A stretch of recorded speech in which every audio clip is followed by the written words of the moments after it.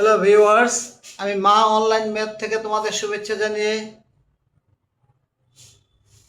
14 নম্বর সরল শুরু করছি। এর আগে আমরা 11, 12, 13 তিনটি সরল করেছি। আজ আমরা এই 14 নম্বর সরলটি সমাধান করব।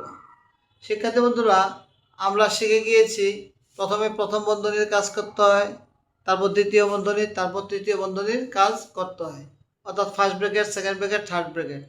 প্রত্যেক বন্ধনীর ভিতরে যে যোগ এবং বিয়োগ, প্লাস এবং মাইনাস চিহ্ন থাকে, ওইগুলির কাজ বন্ধনীর ভিতরেই সারতে হবে। তাহলে চলো শিক্ষার্থী বন্ধুরা, আমরা সমাধানটা শুরু করি। আমাদের এখানে অঙ্কটা দেওয়া আছে x minus second bracket a plus first ব্র্যাকেটের ভিতরে y minus b, first bracket শেষ, সেকেন্ড ব্র্যাকেট। তাহলে এখানে কি লিখবে? সমাধান। এখন এই অঙ্কটাকে আমরা উঠিয়ে নিই। x minus a second bracket a plus first ব্র্যাকেটের ভিতরে y minus b, first bracket শেষ, সেকেন্ড ব্র্যাকেট। দেখো, আমাদের প্রথম কাজ হচ্ছে এই প্রথম বন্ধনী, অর্থাৎ ফার্স্ট ব্র্যাকেটের কাজ। কিন্তু ফার্স্ট ব্র্যাকেটের বাইরে যারা আছে তাদের কোনো কাজ আমরা করব না, বা ফার্স্ট ব্র্যাকেটের ডান দিকে যদি কোনো কিছু থাকে তাহলে সেগুলিরও আমরা কাজ করব না। এখানে যা আছে তাই নেমে যাবে। x minus second bracket a plus, এখন দেখো এখানে প্লাস, ওয়াই এর সামনেও মনে মনে কি আছে? প্লাস আছে। প্লাসে প্লাসে প্লাস ওয়াই, প্লাস দিয়ে যদি মাইনাসকে আমরা গুণ করি, প্লাসে মাইনাসে মাইনাস কি বি, ফার্স্ট ব্র্যাকেটটা উঠে গেল, সেকেন্ড ব্র্যাকেট। এখন দেখো, এখন আমাদের কি, আমরা এই সেকেন্ড ব্র্যাকেটকে উঠাবো। কিভাবে উঠাবো?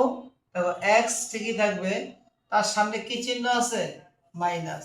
মাইনাস দিয়ে ভিতরের চিহ্নগুলির আবার সব পরিবর্তন হয়ে যাবে।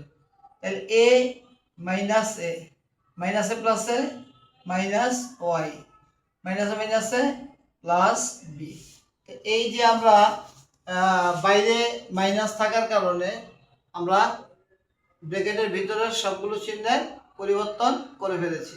এখন যদি আমরা এটাকে একটু সাজিয়ে লিখি, তাহলে লিখি এক্স মাইনাস ওয়াই মাইনাস এ প্লাস বি। এটি হচ্ছে কি আমাদের কাঙ্ক্ষিত ফলাফল।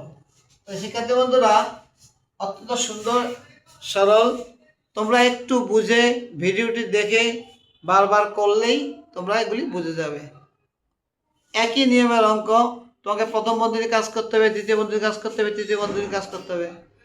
বন্ধনীর বাইরে যে চিহ্ন থাকে, যদি প্লাস থাকে তাহলে বন্ধনীর ভিতরের চিহ্নের কোনো পরিবর্তন হবে না, শুধুমাত্র মাইনাস থাকলেই বন্ধনীর ভিতরের চিহ্নগুলি পরিবর্তন হয়ে যাবে। এইভাবেই আমরা অঙ্কগুলি সম্পূর্ণ করব। ধন্যবাদ। আগামীতে তোমাদের নিকট আমি পরবর্তী পার্ট নিয়ে হাজির হব। আমরা এই পার্টটা করেছি পার্ট 7, আগামীতে আমরা পার্ট 8 এই 15 নম্বর অঙ্ক নিয়ে তোমাদের সামনে হাজির হব। ধন্যবাদ।